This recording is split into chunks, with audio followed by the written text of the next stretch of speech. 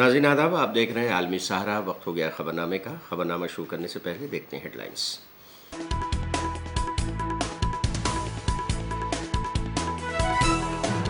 UGC net का exam paper leak होने की वजह से हुआ रद्द। हुकूमत ने कहा सीबीआई करेगी जांच। एनएसयूआई के सदर वरुण चौधरी ने वज़ीर तालीम पर लगाया इल्जाम। कहा एनटीए के साथ पेपर लीक मामले में है शामिल, एनटीए को किया जाए बैन।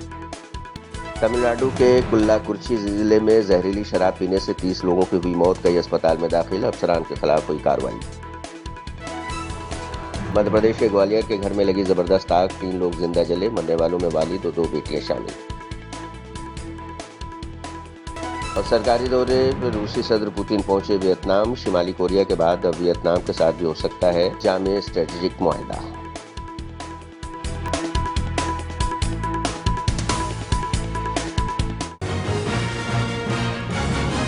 नीट एग्जाम 2024 के रिजल्ट में हुए करप्शन और पेपर लीक मामले के बाद अब यूजीसी नेट का एग्जाम भी पेपर लीक होने की वजह से रद्द कर दिया गया है। एनटीए ने 18 जून मंगल के रोज हुए यूजीसी नेट एग्जाम को रद्द कर दिया है।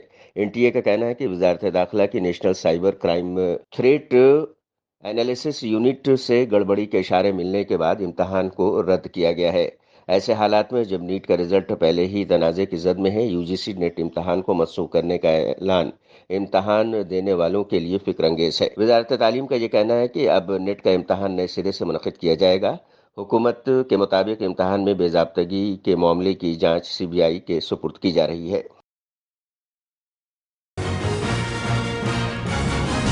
आम आदमी पार्टी के लीडर संदीप पाठक ने पेपर लीक मामले में मरकजी हुकूमत पर हमला किया है।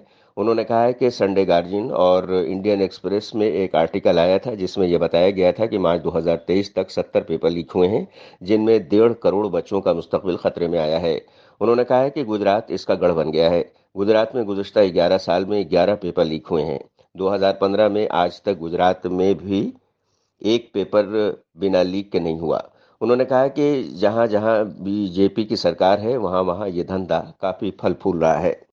मैं आपको बता दूं कि संडे गार्जियंस में और इंडियन एक्सप्रेस में एक आर्टिकल आया था जो ये कहती है कि टिल मार्च 2023 70 पेपर लीक हुए, 70 पेपर के लीक हुए और इसमें लगभग 1.5 करोड़ जो बच्चे हैं उनका भविष्य खतरे में आया। 7 साल में 70 पेपर लीक हुए, 1.5 करोड़ से ज्यादा बच्चों के भविष्य को इन्होंने अंधकार में रखा।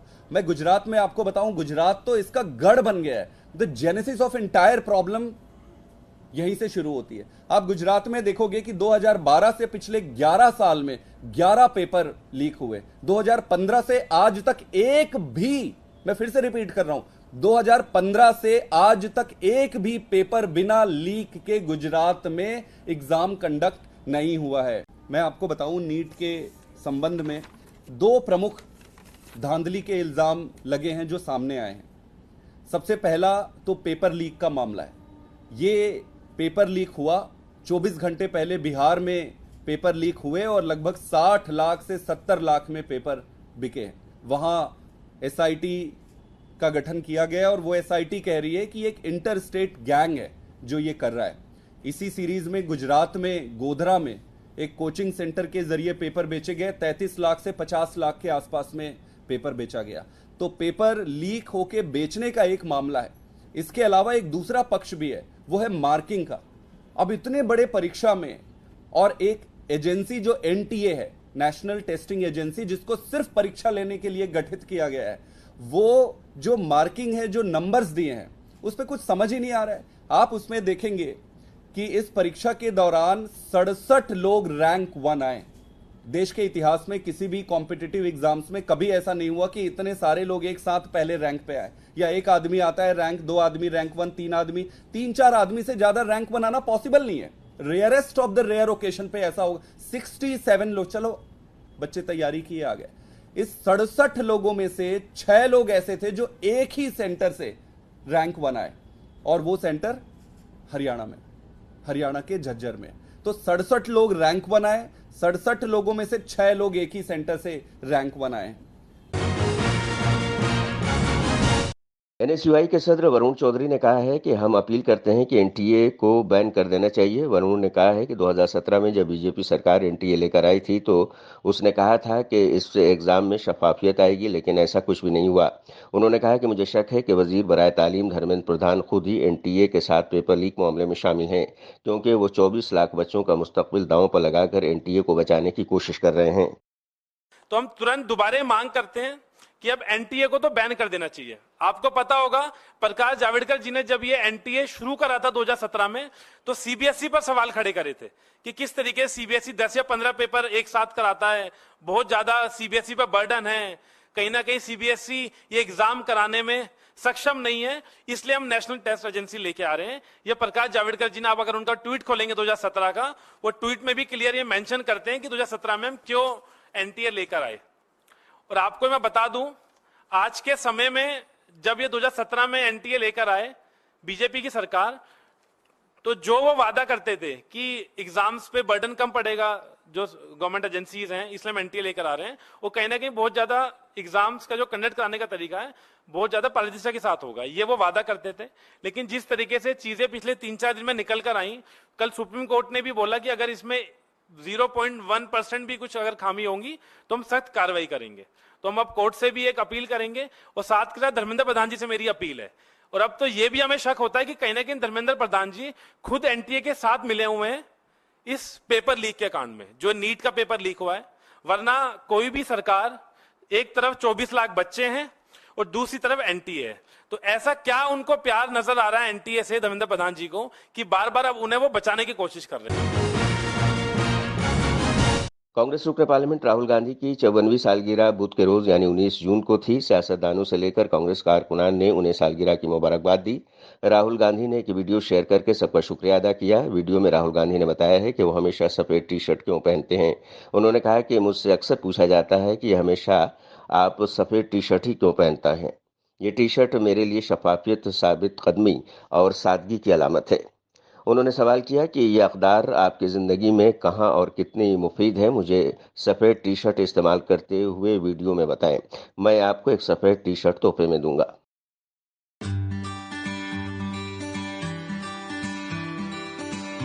नमस्कार, thank you for the birthday wishes. जन्मदिन की शुभकामनाओं के लिए आप सबको दिल से धन्यवाद। This T shirt for me symbolizes transparency, simplicity and perseverance. I'm sure you use these values and fight for these values in your life of transparency, perseverance and simplicity. Tell me where in your life you use them. Send me a video and I'll send you a white t-shirt in response. Love you all. Have a lovely day. Thank you.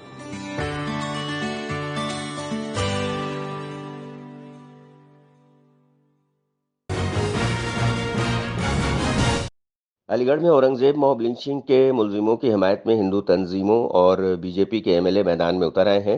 Mob lynching में औरंगजेब की मौत के बाद अंकित वार्ष्णेय, चिराग वार्ष्णेय, संजय वार्ष्णेय, ऋषभ पाठक, अनुज अग्रवाल, राहुल अग्रवाल के नाम पर FIR हुई थी। इसमें 4 मुलजिमों को गिरफ्तार किया गया था। बीजेपी एमएलए की सरबराही में हिंदू तंजीमें आज सुबह से प्रोटेस्ट कर रही हैं। वे गिरफ्तारियों को गलत बता रहे हैं। मां को बता दें कि 2 रोज कबल मुस्लिम नौजवान औरंगजेब को शरपसंद नासिर ने ये इल्जाम लगाते हुए कत्ल कर दिया था कि देर रात मकतूल एक कपड़े के ताजिर के घर में दाखिल हो गया था। मध्य प्रदेश के ग्वालियर में एक घर में आग लगने से एक ही कुनबे के 3 लोगों की मौत हो गई है। महलूकीन में वालिद और उनकी 2 बेटियां शामिल हैं। बहुड़ापुर में रात में 3 बजे सूचना मिली कि एक घर में आग लगी हुई है, तो वहीं बहुड़ापुर के बगल में ही आनंद नगर में मेरी गाड़ी खड़ी रहती है, उसको तत्काल भेजा। फिर वहां मौके से फिर सूचना मिली, पुलिस वालों ने कहा कि वो आग तेज है, तो मैंने 3-4 गाड़ियां और फिर भेज दी। फिर भी ज्यादा आग थी तो फिर मैंने एक एयरफोर्स की गाड़ी बुलवा ली और अपनी 12 गाड़ियां यहां से भेज दी। और एक दूसरों को पानी, चूंकि गली बहुत छोटी थी तो एक गाड़ी दूसरे को पानी भर रही थी, ऐसे लगाते लाइन लगा दी। संत कबीर आश्रम से लेके और कैलाश नगर में सभी जगह गाड़ियां लगातार लगा दी, जिससे बराबर पानी भी उनको देते रहे और क्या नाम आग बुझाते रहे। आग को मैंने आधा घंटे में कंट्रोल कर लिया था। फिर उसके बाद रेस्क्यू करके उनको निकाला गया।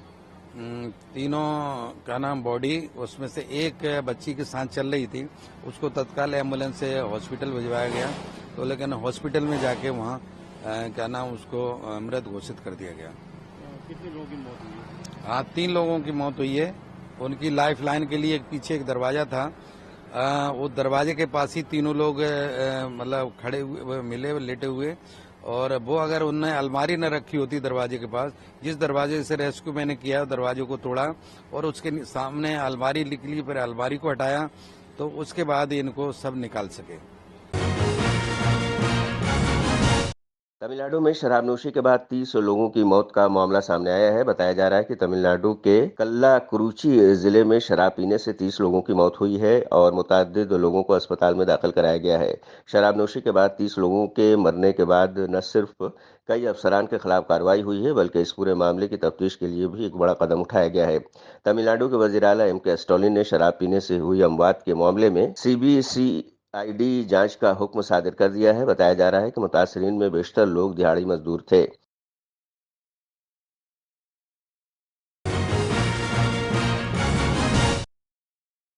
मुल्क के मुख्तलिफ अजला में शरपसंदों के जरिए मुसलमानों को चुन चुन कर निशाना बनाया जा रहा है। ताज़ा मामला हिमाचल प्रदेश के नाहन से सामने आया है, जहां एक मुस्लिम नौजवान की दुकान पर सिर्फ इसलिए हमला कर दिया गया क्योंकि उसने व्हाट्सएप स्टेटस पर एक कुर्बानी का फोटो लगा दिया था। पुलिस की मौजूदगी में हिंदू तंजीमों के शरपसंदों ने पहले तो मुस्लिम नौजवान की रेडीमेड गारमेंट्स शॉप पर हमला किया और शॉप को लूट लिया, और उसके बाद इंतजामिया पर दबाव बनाने के लिए मुस्लिम मुखालिफ रैलियां भी निकाली जा रही हैं। हम आपको बता दें कि जावेद सहारनपुर उत्तर प्रदेश का रहने वाला है और वह हिमाचल प्रदेश में दुकान चलाता है। शरपसंदों का कहना है कि अब जावेद को हिमाचल में नहीं रहने देंगे। जावेद किसी तरह अपनी जान बचाकर भागा और अब पुलिस शरपसंदों पर कार्रवाई करने के बजाय जावेद को ही तलाश रही है। हिंदू तंजीमों ने दुकान मालिकों को वार्निंग दी है कि मुसलमानों को किराए पर दी गई दुकानें फौरी तौर पर खाली कराई जाए। इस साल हज के दौरान शदीद गर्मी की वजह से 645 हुज्जाज वफात पा गए हैं, जिनमें 68 हिंदुस्तानी भी शामिल हैं। सऊदी इंतजामिया और हज कमेटी ऑफ इंडिया पर लापरवाही का इल्जाम लगाते हुए हुज्जाज का कहना है कि कोई भी हमारा पुरसान हाल नहीं है। यह मेडिकल फैसिलिटी बेहद खराब है। इस शदीद गर्मी में सैकड़ों हाजी हीट स्ट्रोक से बेहोश हुए जा रहे हैं, लेकिन कोई पूछने वाला नहीं है। गर्मी की वजह से मरने वाले हुज्जाज की लाशें सड़कों पर यूं ही पड़ी हैं। हम आपको बता दें कि इस साल हज के दौरान पड़ने वाली गर्मी में 645 अमवात हुई हैं और इन अमवात में सबसे ज्यादा तादाद इथोपिया के बाशिंदों की है। इथोपिया के 323 लोग वफात पा गए हैं। बहुत लोग परेशान हैं, यहाँ पे बहुत लोग मर रहे हैं और मर के सड़कों पर चक्कर खा गिर रही, कोई उठाने वाला पैदा भी नहीं। और यहाँ के जो प्रशासन पुलिस है उन्हें डंडे मार के उन्हें भगा रहे हैं। देखा नहीं जा रहा, देख रहे हैं तो रोना आ रहा है। बहुत स्थिति खराब है, लोग चक्कर खा के गिर रही, कोई सुनवाई नहीं है। रूस के सदर पुतिन शिमाली कोरिया के दौरे के बाद अब सरकारी दौरे पर वियतनाम पहुंच गए हैं। माहिरीन का कहना है कि रूस और वियतनाम के दरमियान जामे स्ट्रेटेजिक मुआहदे की जानी पेशरफ्त हो सकती है। हम आपको बता दें कि इससे कल शिमाली कोरिया के दौरे के दौरान रूस और शिमाली कोरिया ने जामे स्ट्रेटेजिक पार्टनरशिप का मुआहदा कर लिया है। मुआहदे के तहत किसी मुल्क पर बैरूनी जारियत की सूरत में दोनों ममालिक बाहमी ताउन करेंगे, जिसमें फौजी तकनीकी ताउन भी शामिल होगा।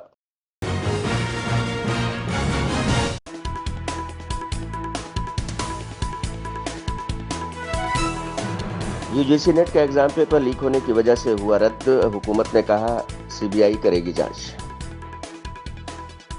NSUI के सदर वरुण चौधरी ने वजीर तालीम पर लगाया इल्जाम। कहा NTA के साथ पेपर लीक मामले में है शामिल, NTA को दिया जाए बैन। तमिलनाडु के कुल्लाकुर्ची जिले में जहरीली शराब पीने से 30 लोगों की हुई मौत। कई अस्पताल में दाखिल, अफसरान के खिलाफ हुई कार्रवाई। मध्य प्रदेश के ग्वालियर के घर में लगी जबरदस्त आग, 3 लोग जिंदा जले। मरने वालों में वालिद और 2 बेटियां शामिल। और सरकारी दौरे पर रूसी सदर पुतिन पहुंचे वियतनाम। शिमाली कोरिया के बाद अब वियतनाम के साथ भी हो सकता है जामे स्ट्रेटेजिक मुआहदा।